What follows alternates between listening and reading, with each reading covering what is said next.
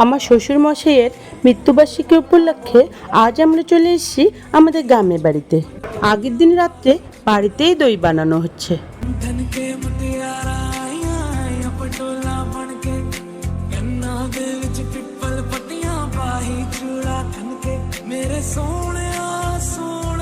এইদিকে আবার মাম ওর কাকুর মাথায় তেল দিয়ে দিচ্ছে।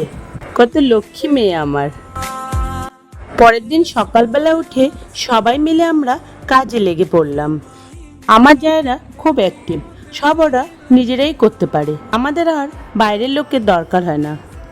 সবাই একসঙ্গে মিলে কাজ করলে কাজটা আর কাজ মনে হয় না।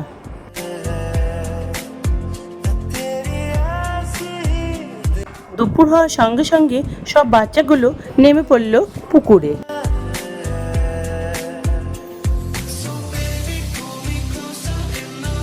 এই যে আমার শৈলেন বাবু পেপার পড়ছে আর হিসাব নিকাশ করছে। ইনি হলেন আমার শাশুড়ি মা। সকাল থেকে ভিডিও করে যাচ্ছি জন্য উনি মনে হয় আমার ওপর রাগ করে আছেন।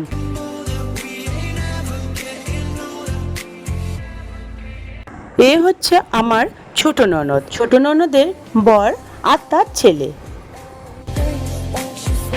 এই হচ্ছে আমার দুষ্টু মেয়ে, সারাদিন নিজেকে নিয়েই ব্যস্ত, সারাদিন চুলের স্টাইল আর স্টাইল।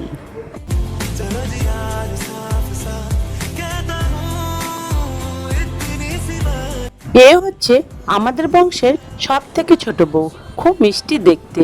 কি সাধারণ থাকে ও, তবু ওকে কত মিষ্টি লাগে দেখতে। সব ভাই বোনরা একসঙ্গে হলে ওদের আর গল্প শেষ হয় না, অনেকদিন পর দেখা হয় তো। এই যে আমার ভাস্তি শর্মিলা, খুব কাজের আর লক্ষ্মী মেয়ে, অতি সাধারণ থাকে ও, সারাদিন নাইটি পরে কাটিয়ে দিল। এই যে আমার বড় ভাগনা, খুব শান্ত স্বভাবের, আর এই হচ্ছে আমার দুষ্টু চান্দু ছোট ভাগনা।